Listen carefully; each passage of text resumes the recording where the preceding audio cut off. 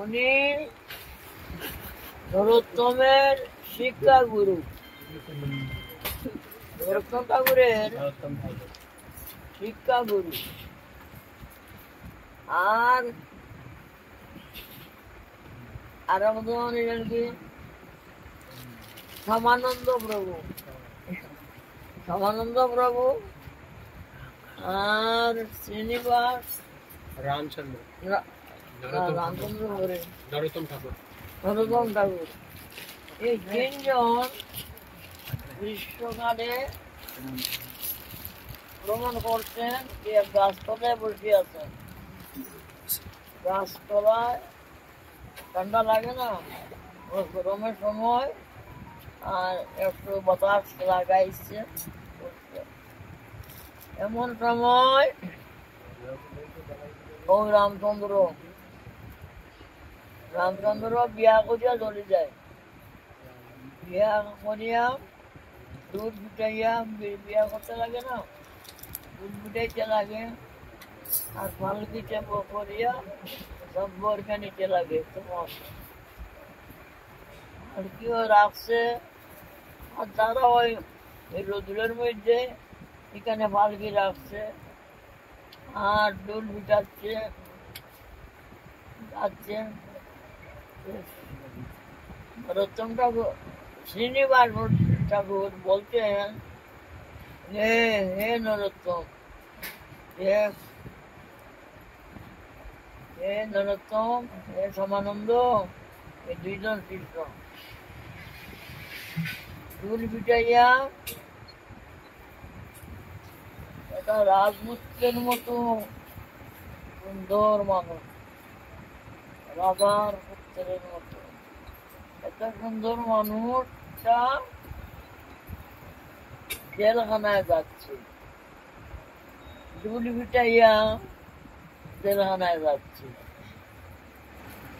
জেলখানায় মানুষ ডুল উঠে যায় না,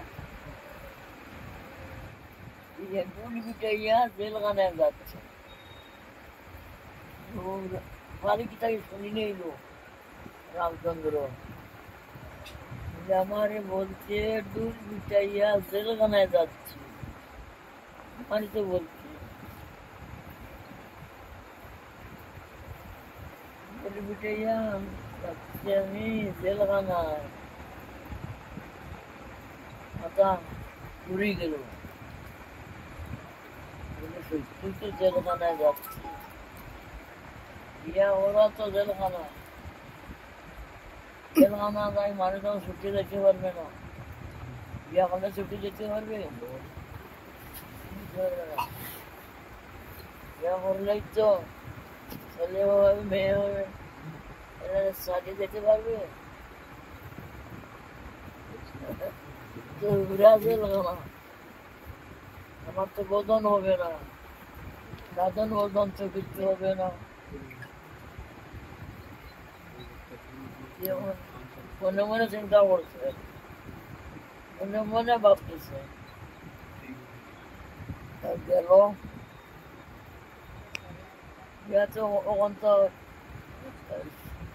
এখন তো ফালকে তাকিয়ে জানতে পারে না।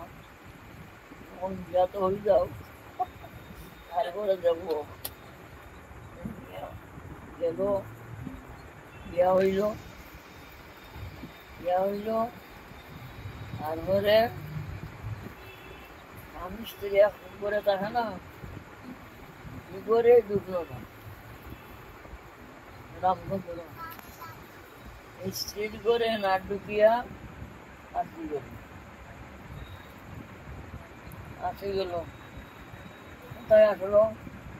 ও শ্রীনিবাস ঠাকুর দোকানে নরোত্তম তারা আশ্রমে আসি গেল। আসিয়া তাদের অনুগত হইল, শিষ্য হইল। তখন শ্রীনিবাস বলছে একদিন মধ্যে তোমার সঙ্গে থাকে, প্রথম শিক্ষা করে শনিবার ঠাকুরের প্রথম গুরু বলছেন, একদিন তুমি বিয়া তো করলে, ইয়া করি তো তোর ভোর পরেই গেলে না, আছে গেলে যা একবার ইয়া তোর স্ত্রীকে একটু সবুজ দিয়া আমাটা তো ঠিক হইল না। ও গুরুর কোথায় আসলো, আজকে সারা রাত্র কৃষ্ণ কথা বললো বললো। তারপরে রাত্র প্রভাত হয়ে যাচ্ছি, আমাদের থেকে লাগবো। আমার স্ত্রীকে একটু আলিঙ্গন করলো আর কি বলিয়া, আর ওই দুটা লাইকে দিকে বুঝতে পারছে না। তারপরে আসলো তো আসলো, তখন নরোত্তম ঠাকুর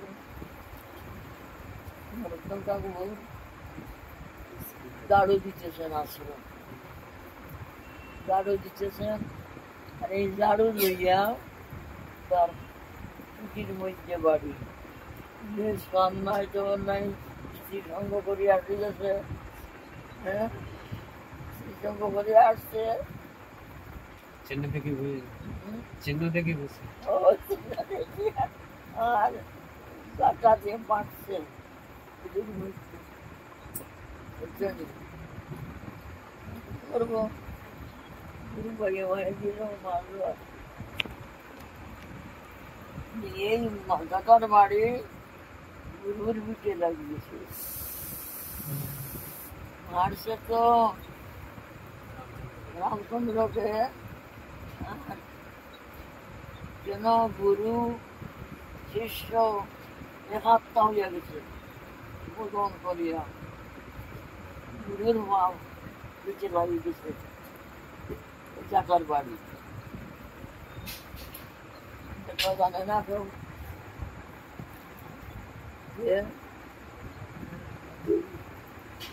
বাড়ি স্নান করাইতে গেছে, গুরুকে স্নান করায় না, চাকার বাড়ি। প্রভু কি হইল, জন্য মারলে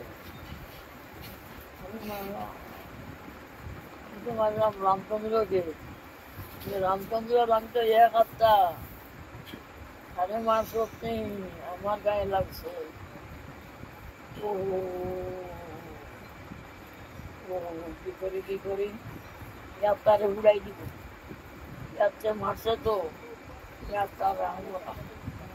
পাটি বানাই দিব, ঘুরাই দিব, আগুন দিয়ে ঘুরাই দিব। আমার দিনের বেলা তো বই দেখবো, ওরাকে দিবে না। তোমার সন্ধ্যা হয়েছে, এখন তো হচ্ছে না, তখন আবার লাগাইয়া মনে হয় এখন মাঝে জানতে পারবে না, মাঝে জানবে না কেরোসিন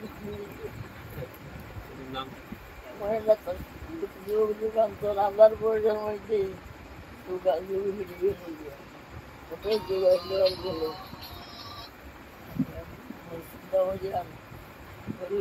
চাক বলে তখন তো কেউ কিছু ফিরিয়া কিছুদিন ধরে মানুষের চাক বলে জানা যাবে বোঝানো যাবে না, এমন দিন আসছে। দিয়া আগুন ধরাইছে, তারপরে বুঝিলেন উপরে আছে রে, দিনে মারে আমার জাগার বাড়ি, রাত্রে আমার হাত উড়ায়। হাত উড়েছে নরোত্তম ঠাকুর, আর হাত উড়ি গেছে। খেয়ে আছে রে, রক্ষা করো। দিনের বেলায় মারে, জাগার বাড়ি মারে, আর রাত্রে আমার হাত উড়ায়। কত বুঝতো না, রক্ষা করো, গুরুর হাত উড়ে যাচ্ছে। চিন্তা করো ঘুরিয়ে রতন ঠাকুরে আর ঘুরিয়ে তারা রাস্তা রামচন্দ্র ঘুরিয়ে তারা শিষ্য কারে বলে, এরা তো দীক্ষা গুরু নয়। ঠাকুর মশাই দীক্ষা করে চললেন গিয়ে লোকনাথ গোস্বামী শিক্ষা গুরু